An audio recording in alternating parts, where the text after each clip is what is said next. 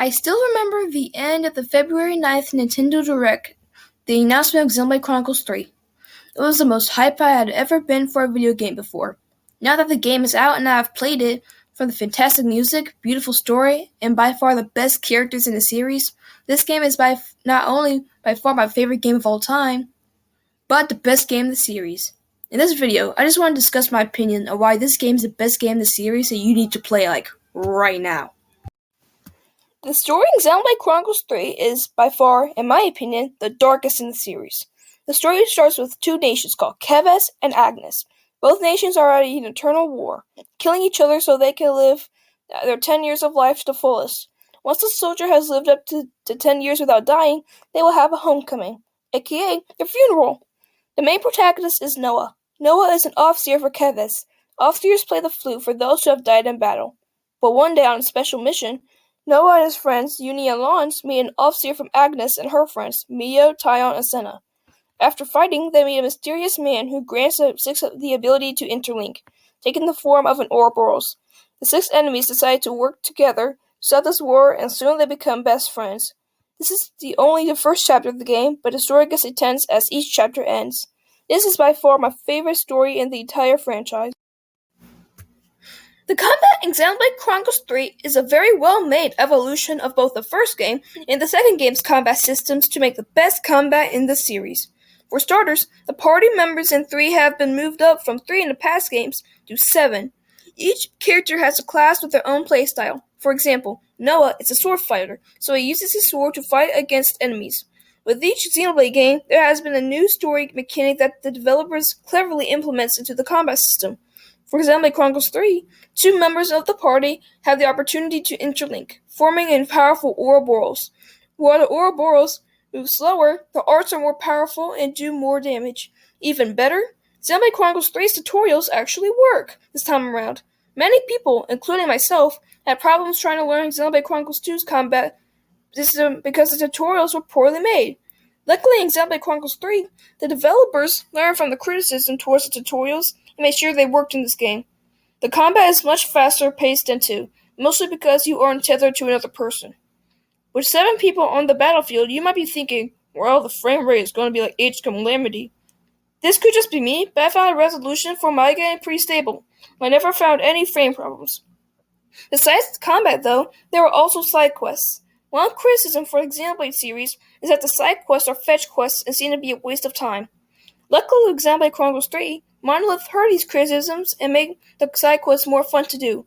As someone who never does the side quests in any game, well, sometimes I'll do it in a Xenoblade game, these side quests were a perfect waste of time for me, if I was ever bored exploring Ionias. The game has my favorite cast of characters by far. We have Noah, Uni, and Leanne from Keves, and Mio, Senna, and Tyon from Agnes. In past Xenoblade games, there would be at least one character I absolutely despised, whether it was Ricky from Xenoblade Chronicles 1 or Tora from Xenoblade Chronicles 2. But in Xenoblade Chronicles 3, each main character has been my favorite. Even the Nopon, who I personally disliked in past games, were more likable for someone like me who has a hit-or-miss relationship with comic relief characters. An issue I had with Xenoblade Chronicles 1's characters was that when their part of the story is done, they are pushed aside or just there for the rest of the game. Because of this, the only main party member I ended up liking was Melia. They fixed this with 2, but I still dislike Tora. But with 3, I love every character in this game. The main criticism for those who dislike 2's characters was that they had anime tropes and didn't feel like real people. This was changed to 3. Each character felt like a real person and was well written. I don't want to spoil anything, but trust me, the characters in this game are the best in the series. By far the most controversial part in Xenoblade Chronicles 2 was the over-sexualization of female blades, with the worst offender being Dahlia. I am included in the ones who personally disliked this part of Xenoblade Chronicles 2. There was also the mild complaint of the different artists working on 2's character designs and some blades feeling out of place from the rest of the environment. They fixed both of these complaints with 3. Masasugu Saito was the only artist drawing 4 characters, and the sexualization has been toned down by 11. The only sexualized outfit has to be for Uni's Ouroboros, and that's about it. And you have to admit, 3's designs are pretty high. and cool and stuff. And yeah, no cringe.